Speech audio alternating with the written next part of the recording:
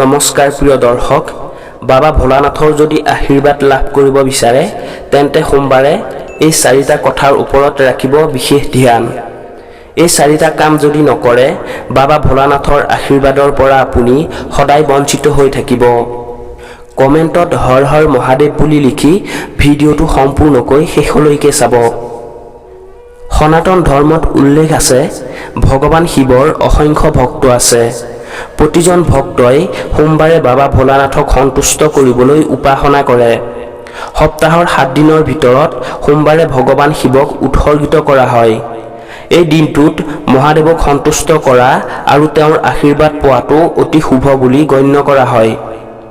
ভক্তসকলে সোমবাৰে উপবাস কৰি তেওঁক উপাসনা কৰিলে সকলো মনোকামনা পূৰণ হোৱাৰ লগতে বিবাহিত জীৱনত সুখ শান্তি লাভ কৰে। কোনটো প্ৰসাদ সোমবাৰে ভোলানাথক আগবঢ়োৱা উচিত যাতে আপুনি তেওঁৰ আশীৰ্বাদ লাভ কৰিব পাৰে? 1. বাবা ভোলানাথক পূজা কৰাৰ সময়ত কি বস্তু আগবঢ়াব লাগে? শিৱপুৰাণ অনুসৰি যদি আপুনি সোমবাৰে বাবা ভোলানাথক সন্তুষ্ট কৰিব বিচাৰে তেন্তে তেওঁক অক্ষয়, বেলপাত, চন্দন, ধতুৰা ফুল, গাখীৰ আৰু গংগা জল আগবঢ়াওক।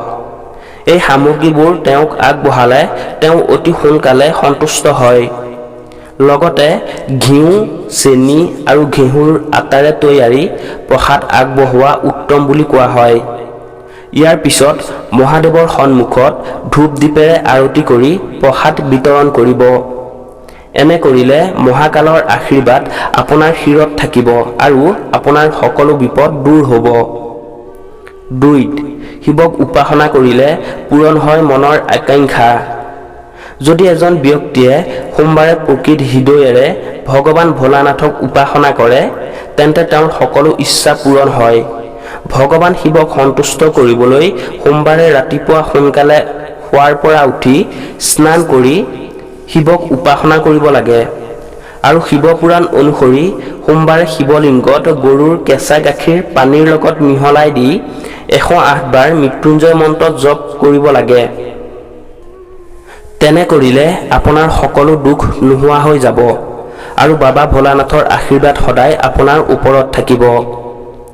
গতিকে এইসমূহ নিয়ম মানি আপুনি বাবা ভোলানাথক উপাসনা কৰিলে বাবা ভোলানাথৰ আশীৰ্বাদৰ পৰা কেতিয়াও বঞ্চিত নহয়। ভিডিঅ'টো যদি ভাল লাগিল তেন্তে কমেণ্টত শুদ্ধ মনে হৰ হৰ মহাদেৱ বুলি লিখি ভিডিঅ'টোত এটা লাইক কৰি আমাৰ চেনেলটো ছাবস্ক্ৰাইব কৰি আগবাঢ়ি যোৱাত সহায় কৰিব। পুনৰ নতুন এটা ভিডিঅ'ত লগ পোৱাৰ প্ৰতিশ্ৰুতিৰে আপোনাৰ পৰা আজিলৈ বিদায় লৈছোঁ। ধন্যবাদ।